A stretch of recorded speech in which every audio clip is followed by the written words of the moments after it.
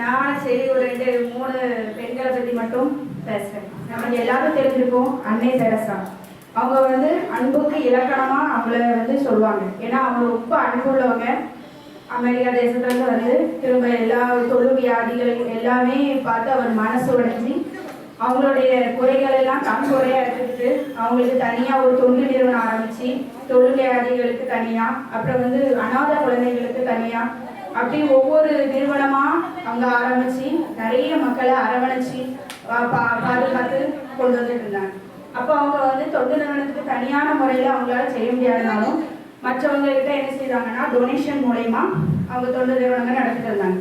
அப்போ ஒரு பெரிய தொழிலதிபர் கிட்ட அவங்க போய் என்ன செஞ்சாங்கன்னா, என்னுடைய தொண்டு நிறுவனத்துக்கு என்னுடைய அநாத குழந்தைகளுக்கு உங்களால் எந்த உதவியை செய்யுங்கன்னு சொல்லி கரம் நீட்டும் பொழுது அவங்க என்ன பண்ணாங்கன்னா, உங்களுக்கு நான் ஒன்றும் செய்ய முடியாதுன்னு சொல்லி அவங்களுடைய காரி, அதாவது தன்னுடைய உமிழ் நீரை காரி துப்பி கையில் போட்டாங்க. அப்போ அந்த கையை நான் வச்சுக்கிடுதேன், இது நான் ஏற்றுக்கிடுதேன், இது எனக்கா நான் வச்சுக்கிடுதேன், ஆனால் என்னை நம்பி இருக்க என்னுடைய குழந்தைகளுக்கு உங்களால் எந்த உதவியை செய்யுங்க அப்படின்னு சொல்லும்போது அந்த தொழிலாளர்களே மனசு உடைஞ்சு என்ன செஞ்சாருன்னா, அவங்க அந்த அம்மாவுடைய காலில் விழுந்து என்னை மன்னிச்சிருங்க அப்படின்னு சொல்லி தன்னுடைய இதில் இருந்து என்ன செய்தாங்கன்னா அந்த குழந்தைகளுக்கு எந்த உதவியை அவர் செஞ்சார். அப்போ அதில் அவங்க ஒரு பொறுமைசாலியாக இருந்து அந்த காரியத்தை செஞ்சனால தான் இன்றைக்கும் அவங்க பெயர் புகழமாக இருக்கிறாங்கங்கிறத நான் உங்களுக்கு தெரிவிச்சுக்கிறேன். அடுத்தால ஐடாஸ் கேடர். அவங்க என்னன்னா ஒரு சிறு பெண்ணாக தமிழ்நாட்டுக்கு வந்தாங்க, அதாவது இந்தியாவுக்கு வந்த பொழுது.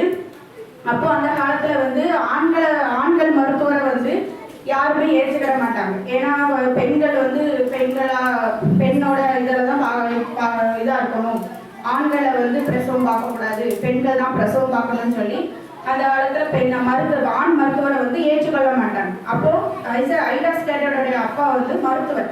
அப்போ பிரசவ காலத்துக்கு ஒரு ஆள் கதவை தட்டும் பொழுது அந்த ஆள் சொன்னாங்க, அப்போ நான் ஒரு பெண் மருத்துவரை தான் தேடி வந்தேன், பிரசவ மாறி பிரசவ காலத்தில் வழியால் வேதனைப்படுறா அப்படின்னு. எங்கள் அப்பா தான் மருத்துவர், வாங்க உள்ளன்னு சொன்னோடனே, இல்லை நாங்கள் ஆணை நாங்கள் அனுமதிக்க மாட்டோம், பெண் மருத்துவராக இருந்தால் தான் நாங்கள் பெருகாலம் பார்க்க விடுவோம் அப்படின்னு சொன்னோடனே அந்த கதவு நான் வரல அப்படின்னு சொல்லிட்டு அந்த ஆள் போயிட்டார். அடுத்தால ஒரு ஆள் அதே மாதிரி பேர்காலத்துக்கு இன்னொரு ஆண்மையால் என் மனைவிக்கு உடம்பு இதை முடியாமல் இருக்காங்க, பேர்காலம் பார்க்க வாங்கன்னு அந்த பொண்ணை கூப்பிடும்போது ஐடாஸ் கேடர், இல்லை என் தகப்பனார் தான் மருத்துவர், நீங்கள் பாருங்க அப்படின்னு சொன்னாலும், இல்லை நாங்கள் ஆண் மருத்துவர்கிட்ட நாங்கள் அனுமதிக்க மாட்டோம் அப்படின்னு சொல்லிட்டு இதே மாதிரி 3 பேர் என்ன செஞ்சுட்டாங்க, அப்படியே அனுமதிக்காமையே அப்படியே போயிட்டாங்க. அப்புறம் பார்த்தா மறுநாள் காலையில் என்ன ஆகுதுன்னா, அந்த 3 பெண்களும் என்ன செய்யறாங்க, இறந்து போயிடுறாங்க. பேர்காலத்தின் போது என்ன செய்யறாங்க, இறந்து போயிடும். இது மனசு உடைஞ்ச ஐடாஸ் கேடர் இப்படி ஒரு மூட நம்பிக்கையில இருக்கிறாங்களே, ஒரு ஆண் பார்க்கக்கூடாதுன்னு இப்படி தீவிரத்தினால தன்னுடைய மனைவியோட உயிர்களை இறந்துட்டாங்களே, இனி நான் இந்த தேசத்துக்கு ஒரு மருத்துவராக தான் வருவேன்னு சொல்லி ஒரு வைராக்கத்தையோட நல்ல ஒரு பெண் மருத்துவராக அந்த ஊருக்கு நிறைய பெண்களுக்கு ஒரு மருத்துவமனையை வேலூர்ல ஆரம்பிச்சிருக்காங்க.